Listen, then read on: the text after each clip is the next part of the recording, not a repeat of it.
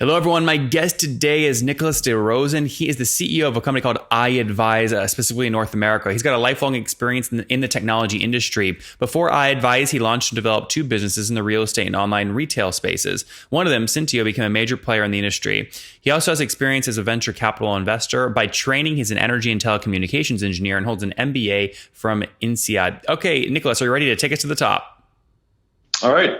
All right. Well, first off, congrats on leaving the dark side, the VC world, and joining the operating side. You get way more cool points in my book for that. Walk me through the company. What do you do and how do you make money?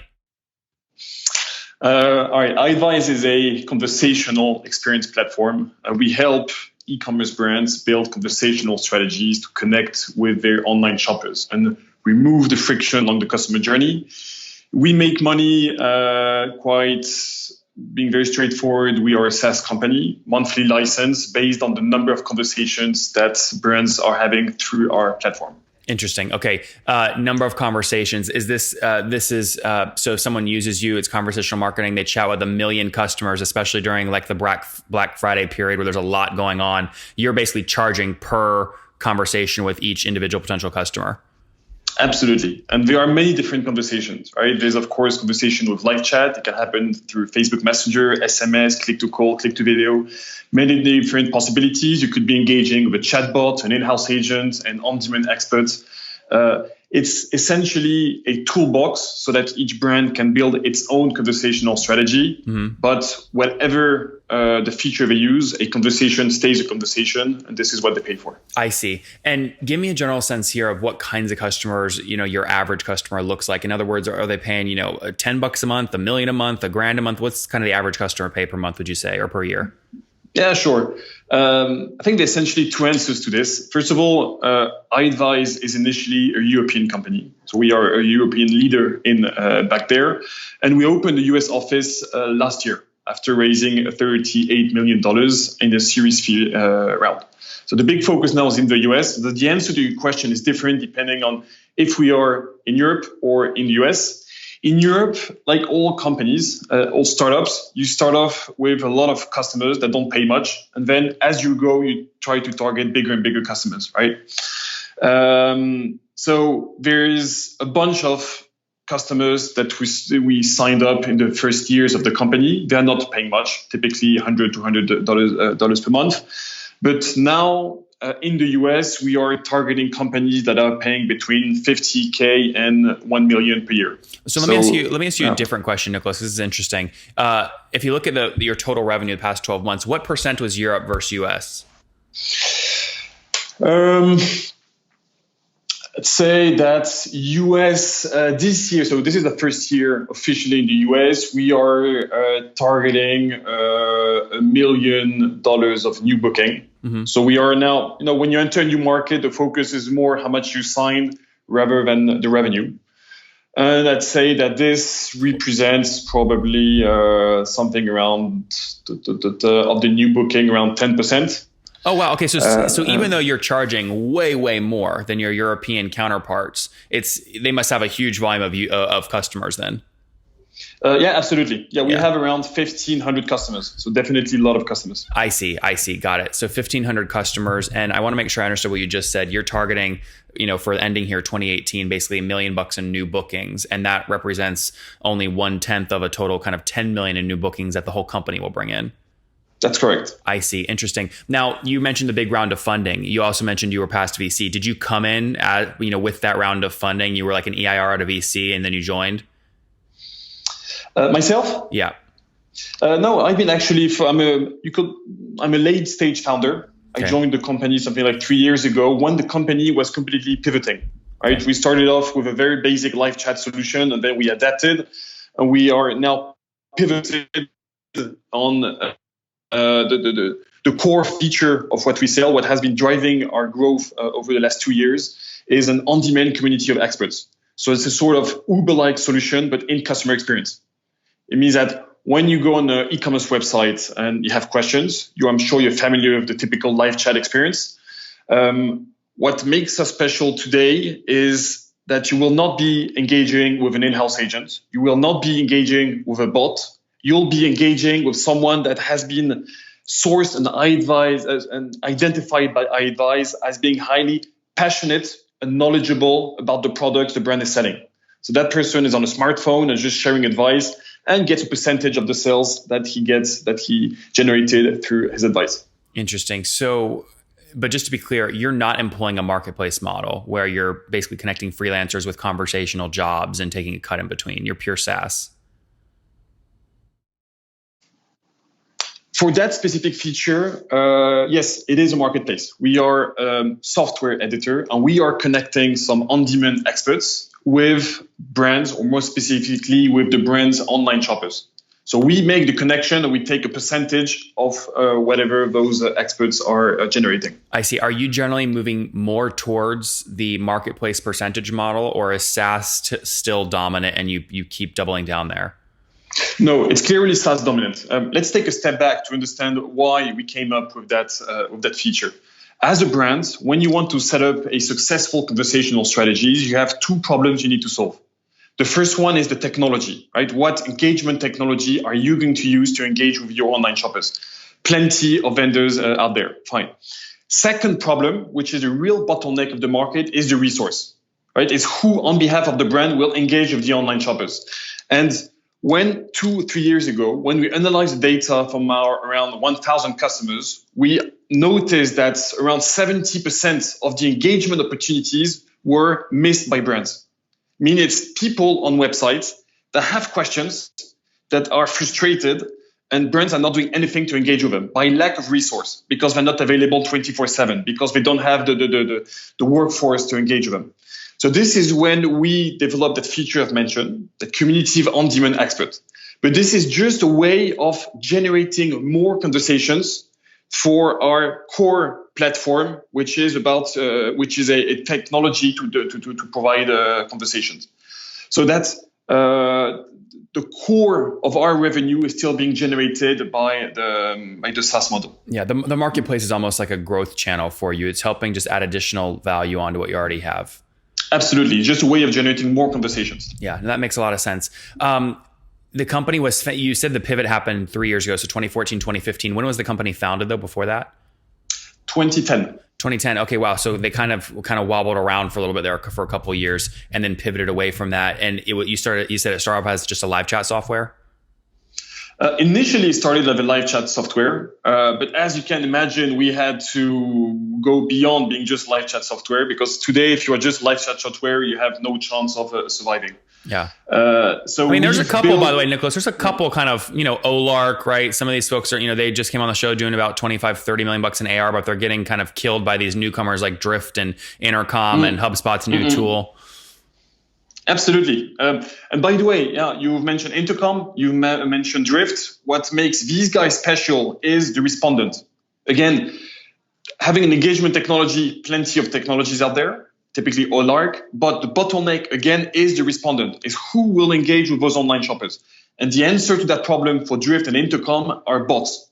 So bots are providing the content to those frustrated online visitors. How much capital has the company raised to date? You mentioned your last round was 38 million. Was that all the capiple? No, total of 60 million. 60, okay, total. And how much of that came pre-pivot? The pivot started on the Series B round. Series B, it was around $18 million. Yep. And what convinced the investors to invest was the pivot. So this is when we started the pivot. And then the last round of 38 million was to accelerate the pivot and do a specific focus on the US market, being definitely a very attractive market. And what's the team size today, total, European and US? 250 employees. 250. How many are US kind of under you? Strictly in the US, we are 10. Okay. Mainly sales. Absolutely. It's definitely customer oriented. So it's marketing, sales, and customer success. Customer success is a big part of the iAdvise culture. Yep. No, of course. And then walk me through kind of growth targets. So over the past, going back a year ago to we're about to end 2018, what do you guys hope to grow by year over year? The growth that we've been having so far on average is around 40% per year. And the objective is to be at around 50 million of ARR by end of 2020. Okay, 50. That's 50. Yes. Yeah. And where are you at today? Okay. Without going too much into the details, because some of that information we do keep it confidential, but we are in between 10 and 20. Okay, yeah. I mean, by the way, what I was doing was basically going, okay, they've got 10 million as kind of the bookings target. If that represents 40% year over year growth, that means they must be doing something like 11 or 12 or 13 million currently, which checks out with what you just told me. So healthy growth targets. How much of that growth are they putting on your shoulders? They're going, Nicholas, you've got the US and your high ACV is going to drive most of this growth. Go get it.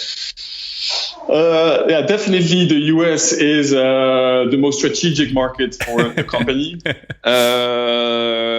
Yeah, in that 50 million I shared,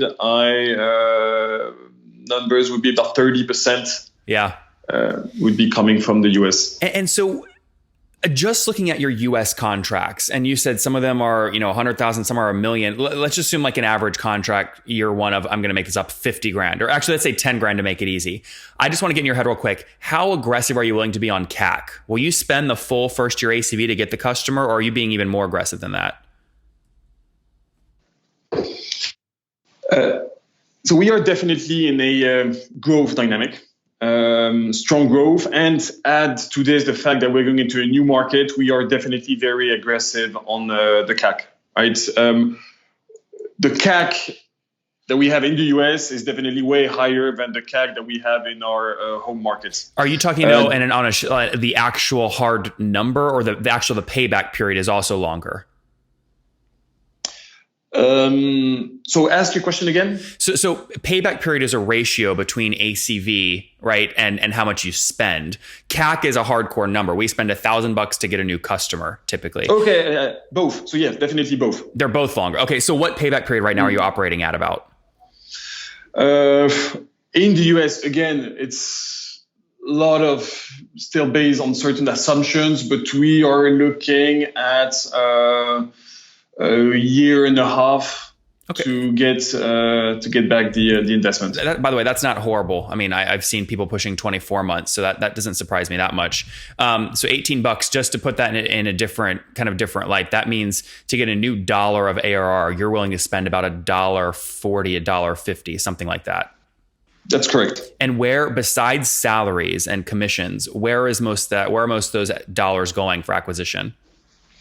There is, of course, the marketing. Marketing, we do try to focus a lot on all of those in-person meetings. Again, the challenge of being a newcomer in the US, and that's the case also for all startups, is that it's such a competitive market that the biggest challenge is actually to start a conversation with the people who are relevant with your prospects.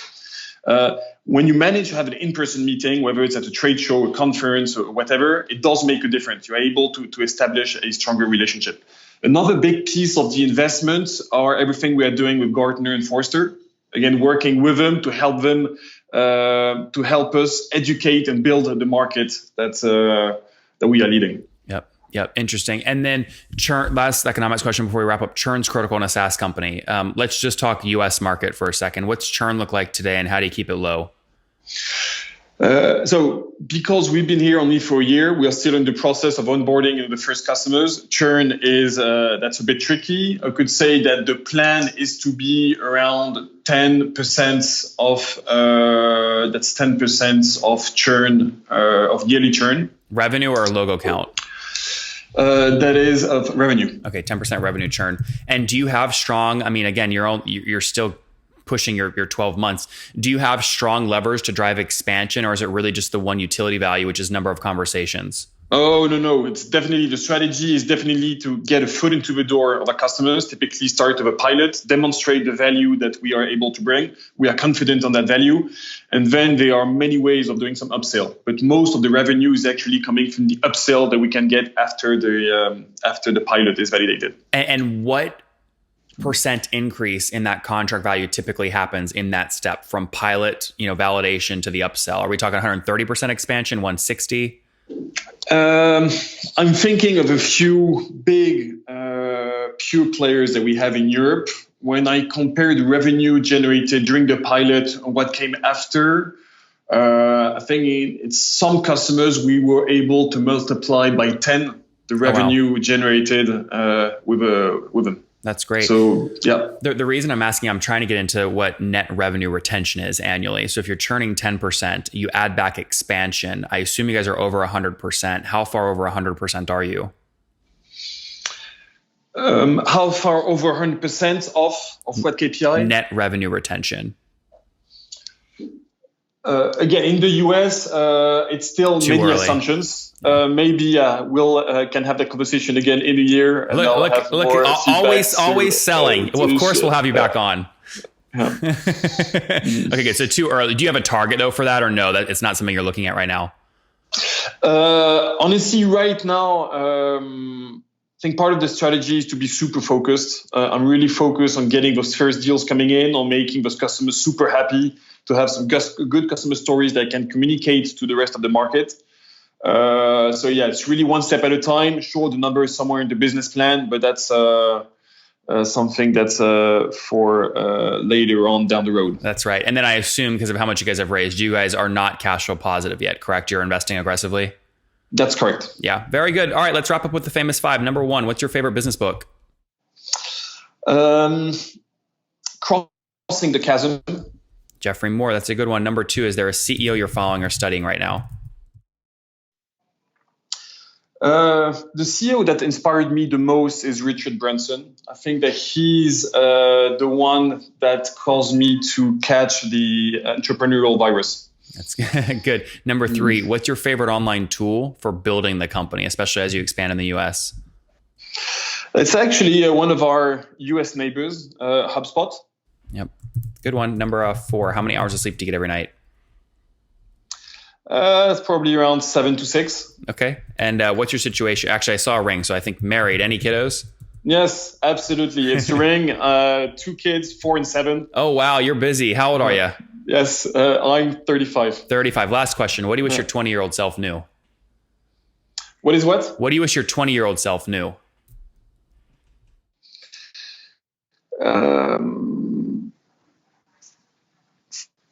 I like surprises, so I'm happy that my 20-year-old self didn't know everything about life, and that he still have a lot to discover. Guys, embrace those surprises. Again, I advise joined the company back in 2014 after they pivoted from being just a live chat software to more focused on what the responses look like. In fact, they've gone so far to add another layer of kind of a marketplace layer on top, helping companies that use them really make sure they're always responding to these inbound customer requests that are happening, again, via these website conversations. Obviously, they price around that metric as well. Today, they've got about an 18-month payback period as they expand in the US. They've got a team of 250 worldwide, again, 10 in the US. They've got about 1,500 customers, again, hoping to break 12, 13 million bucks ish, something like that in ARR here shortly as they look to target 40% year over year growth and hopefully 50 million bucks in ARR by the end of 2020. All right, Nicholas, thank you so much for taking us to the top.